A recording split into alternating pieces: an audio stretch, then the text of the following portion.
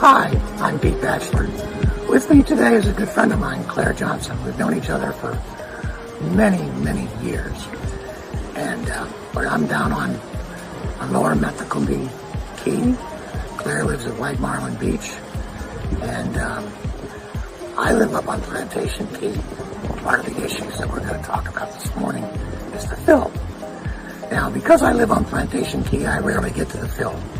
Because Claire lives on White Marlin Beach, she drives through the fill almost every single day.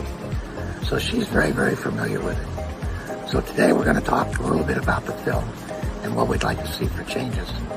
Claire, what do you think? Well, thanks, Pete. I appreciate you taking the time, first of all, to chat with me. And you are correct. I have lived on Lower Mat since 1997, and so I have seen what the fills have morphed into. I do understand that people do want a place to be able to come and hang out by the water. We do have some amazing parks for that throughout the Keys. So I have seen the fills morph into what we've seen over the last several years. And where people are bringing down, I've seen them literally load up like a flatbed and bring down their chairs, their coolers, their grills, their tents, to just, I think everything from their backyard they put in that trailer and they came down. Which again, I do understand that they do want a place to be able to hang out. I just don't think the fills is the place for that, because again, we do have some pretty amazing parks throughout the Keys. I'm glad we have you down here today to help us with it. You are one of the residents that's been here a very, very long time.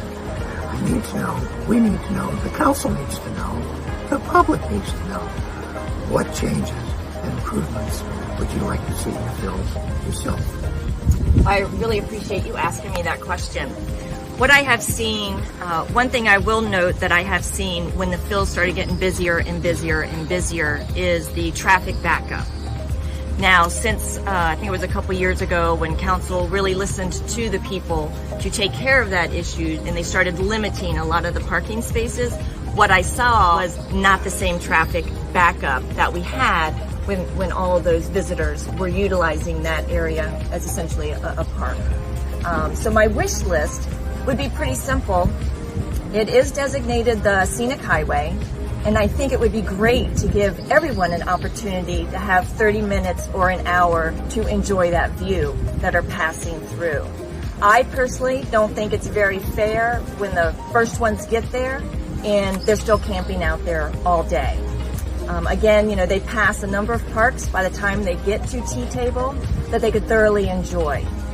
So you would be in favor of 30-minute parking? And then that's it.